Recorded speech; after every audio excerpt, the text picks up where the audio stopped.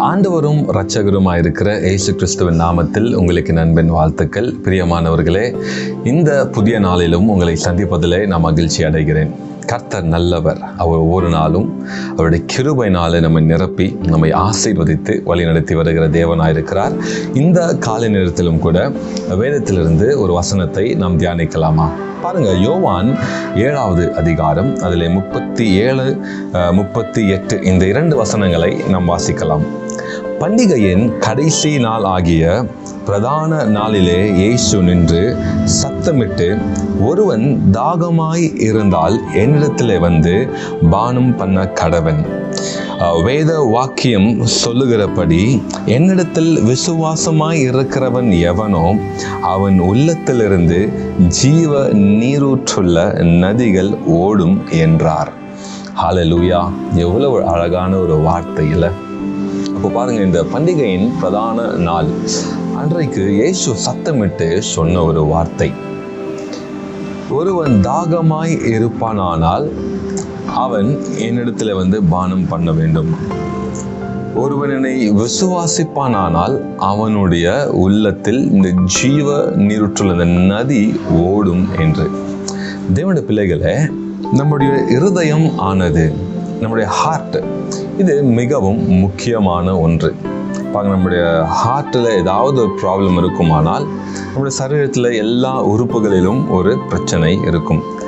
நம்முடைய இருதயம் சுத்தமாய் இருந்தால் நம்முடைய கண்கள் சுத்தமாய் இருக்கும். அப்படி என்றால் இந்த இருதயமானது மிகவும் முக்கியமான ஒன்று. நம்முடைய நினைவுகள், நம்முடைய யோசனைகள், நம்முடைய செயல்கள் எல்லாம் வருகிற இடம் இதுதான். அதுதான் வேதமும் சொல்லுகிறது, wherever your treasure is, there is your heart. அப்போ நம்முடைய ஹார்ட் வந்து மிகவும் முக்கியமான ஒன்று. அப்போ வேதம் என்ன சொல்லுகிறது என்றால், இந்த இருதயத்துல ஜீவ நதி புறப்பட்டு ஓடுமா. அப்போ இந்த ஜீவ நதி என்ன செய்யும்? இந்த ஜீவ நதி எது அப்படி என்றால், இந்த ஜீவ நதி தான் பரிசுத்த ஆவியானவர். அப்போ இந்த ஜீவ நதி நம்முடைய இருதயத்துல ஓடும், புறப்பட்டு போகும் என்றால் நம்முடைய வாழ்க்கையில என்ன நடக்கும்? அப்போ யோசித்து பாருங்க. இன்றைக்கு நம்முடைய வாழ்க்கையில அநேக காரியங்கள் மரித்தவண்ணமாய் இருக்கிறது. நம்முடைய ஆவிக்குரிய வாழ்க்கை ஒரு சில நேரங்களிலே ஒரு மரித்த ஒரு சூழ்நிலை காணப்படலாம். நம்முடைய குடும்பத்தின் வாழ்க்கையிலே ஒரு சில நேரங்களிலே இந்த சமாதானத்தை நாம் இழந்து போயிருக்கலாம். ஏதோ ஒரு காரியம் நம்முடைய வாழ்க்கையில மரித்த நிலைமையில இருக்கலாம். அப்போ இந்த ஜீவன் நதி நமக்குள்ளாய் ஓடும் என்றால் என்ன நடக்கும் தெரியுமா? மரித்தவைகளை இது உயிர்ப்பிக்க செய்யும். ஆம் தேவனுடைய பிள்ளைகளே, இந்த பரிசுத்த ஆவியானவர் நமக்குள்ளே இருக்குமானால் நாம் இழந்து போன சமாதானம், நாம் இழந்து போன சந்தோஷம், இது எல்லாவற்றையும் மறுபடியுமாய் நமக்குள்ளே வரும். அப்போ இந்த ஜீவ நதியானது நம்முடைய இருதயத்துல புறப்பட்டு போக வேண்டும் என்றால் நாம் என்ன செய்யணும்? அதான் இயேசு சொன்னார், ஒருவன் தாகமாய் இருப்பான் ஆனால் அவன் இடத்துல பானம் பண்ண கடவன். அப்போ முதலாவது நமக்கு இந்த தாகம் வேண்டும். இயேசுவின் மேல் ஒரு தாகம் வேண்டும். இன்னைக்கு நம்ம என்ன செய்யறோம்னா, இந்த உலகத்தின் காரியத்துல நாம் தாகமா இருக்கிறோம், அதைத்தான் நாம் தேடி போகிறோம். யோசித்து பாருங்க, உங்களுக்கு தண்ணி தாகமா இருந்தா நீங்க எவ்வளவு போய் சாப்பாடு நீங்க சாப்பிட்டாலும் அந்த தண்ணி தாகம் வந்து போகாது. நீங்க தண்ணீரை குடித்தால் தான் அந்த தண்ணீரின் தாகம் போகும். அப்ப நம்ம என்ன செய்வோம்?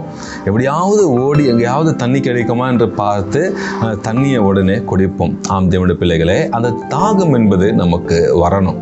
இயேசுவின் மேல் ஒரு தாகம்.